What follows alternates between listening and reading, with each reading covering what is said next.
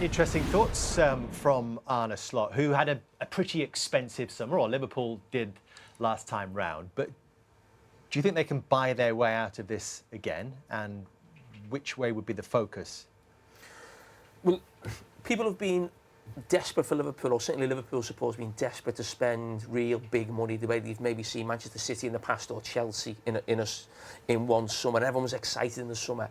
And I did say, I think we were together, and I said, it didn't feel Liverpool-like to me, or certainly the Liverpool way that they've done for the last 10 years and how they got to the top under Jurgen Klopp.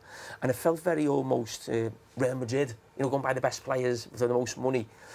I want Liverpool to go back to buying the right players for the right money, and what Liverpool need right now. And they won't be able to do what they did last summer. They wouldn't have that type of revenue. They don't need to bring 6 or 7 players in because, again, it's more change. But I do think there's 3 players that need to go right into the team for me. Replace Mo Salah, a right winger, a right back for me, and a central midfield player. And then the players that you brought last summer, as Roy just mentioned, you're talking about Isak, Ekitike, Vert, they become better players a year on. Which of those 3 becomes the most important, do you think, to help Liverpool improve? You got to replace Mo, for sure, because the goals. And we can say that Isak and Ekitike are going to do that, but you have to build the team.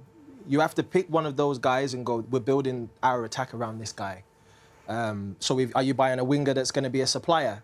To get the best out of the two, you're going to buy Arne Slot's hinted that Isak, to get the best out of him, needs someone who's actually not going to come inside and shoot, but actually going to try and cross. Is the young lad not going to be so? I mean, he looks pretty talented, him. Rio. Yeah. Rio's fantastic. I like him off the left. He can play both wings, obviously, but I like him off the left. I think the defensive midfield area is something that Liverpool have been missing for years. We had Fabinho, I think the midfield that we had of previous years, I think psychologically we're already more defensive. We had Hendo, we had Milner, we had Fabinho, we had Gini, who sort of sacrificed his attacking play because when he came from Newcastle, he was a goal scorer. But then he came in and became more of a workhorse. And I think when you look now, you sort of see Gravenberch, who's kind of in between, more of a Gini. You've got McAllister, who I'm not 100%, he's kind of in between. And Szoboszlai, I think, is more of an attacking, pressing, kind of more in like an Emre Can. I'm not saying they're the same, but Emre was more of a worker, back and forth, sprint, sprint, sprint. I think with Liverpool now, they need to go, we need a guy to come in and allow for Wirtz to be free. Like, because if you play Wirtz in the 10, the 2 midfielders need to be defensive. I think when I think of Florian Wirtz, they're not going to get rid of Florian Wirtz. They spent a lot of money on him.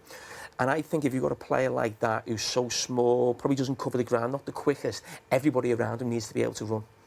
You've almost got, passenger's the wrong word, but luxury, if you like. Liverpool have got too many like that without the ball. I think of Curtis Jones, like that lovely footballer, McAllister the same. Then you've got Florian Wirtz in the team. For me, I'd only want one in the team. But again, I go back to Arne Slot and the way he wants to play football and almost the Dutch way of playing football. I don't think he will see it like that. I think he'll still want more technical footballers in there. I think Liverpool lack physicality to cope with the Premier League, whether that was set pieces for a lot of this season and also dealing with counter-attacks. It's going to be a real battleground, that midfield transfer window, because United need 2. Obviously, Liverpool need 1. As it was a couple of years ago, remember, when Liverpool were trying to buy Lavia? Yeah, you could argue that Arsenal may want to look at someone who can support Zubimendi. Obviously, they played Lewis Skelly in there yesterday. So there's elements. City, I think, are out in there for one to back up Rodri. So I think you'll be 4 top clubs in the country all looking for these types of players. Do you think that's where that feeling of softness has crept in with Liverpool? You talked about that earlier. And I think, and obviously we saw it today. And I think the worst insult you can have for a team as a player when people say you're easy to play against, and Liverpool are certainly this year. In your obviously 11 league losses, you were saying 19 in total. If teams are thinking you're easy to play against, that's an insult if you're at one of the bigger clubs on the back of winning the league. I think that will hurt Liverpool and the manager more than anything else. I'll ask you a question on from a midfielder's point of view, right? How do you perceive breaking a counter-attack or stopping a counter-attack in that midfield area? Decision-making, being in the right position. We spoke about players making decision-makings when Liverpool scored the first goal. Making fouls at the right time, your decision-making, making sure you're not getting ahead of the ball. We saw United make that mistake with the first goal, too many getting forward. Just football intelligence, always have the ball ahead of you. And that comes from more experience. I learned that more as I got a bit older. You won't find Manu having that in his game just quite yet.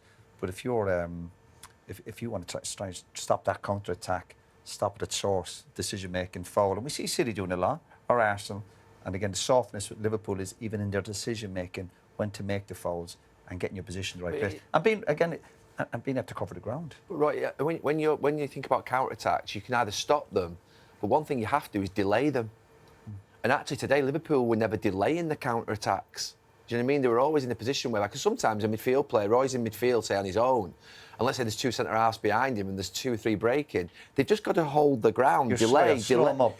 Slow them up and delay. And I don't think Liverpool delayed the counter-attacks, let alone win the ball back. We started right at the very top of the show talking about this being a hugely important day, not just for the clubs, but for the 2 managers, one who's already in there and won a title and one who's trying to become the permanent manager of Manchester United.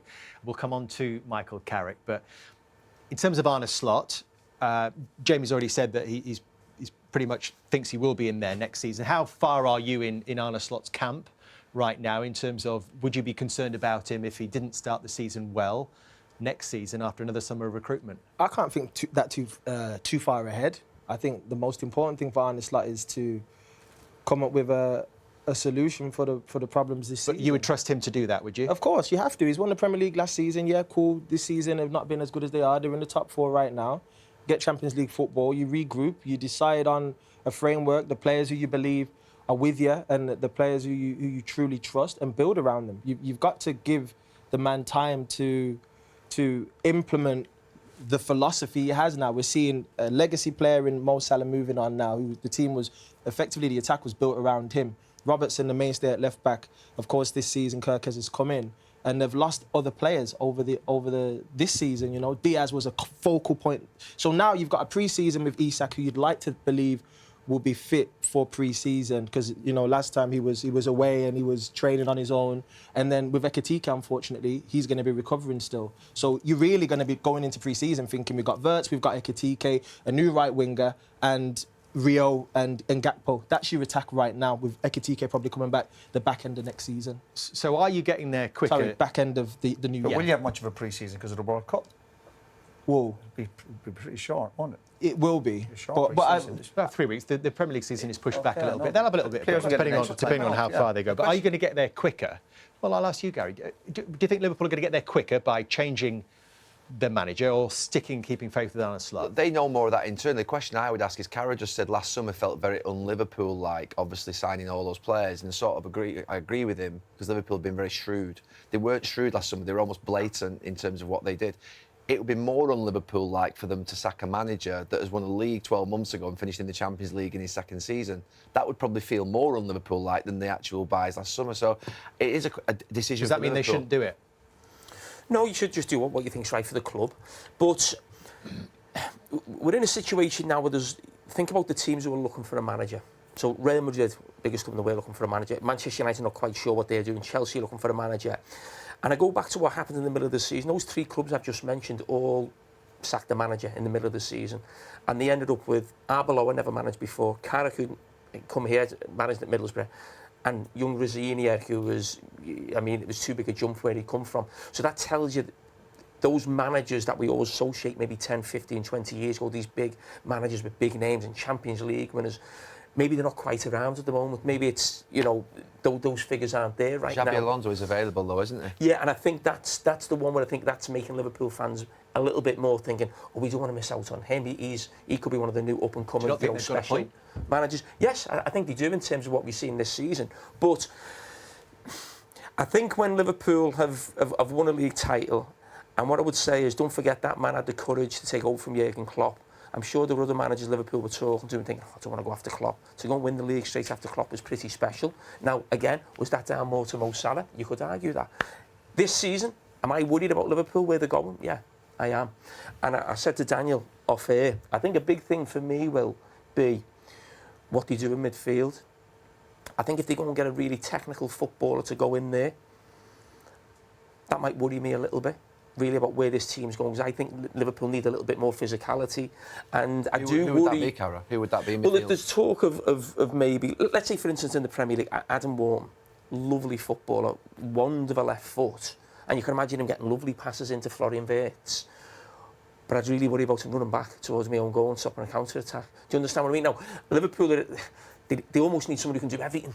You know, you think of like Declan Rice at Arsenal or Caicedo or Chelsea, where are these players about? But I think it'd be really interesting what Liverpool do recruitment-wise in the summer. Not who they buy as such or how much they spend, but the profile of player, because they've gone for real talent and it just hasn't worked. It's blew up in the face.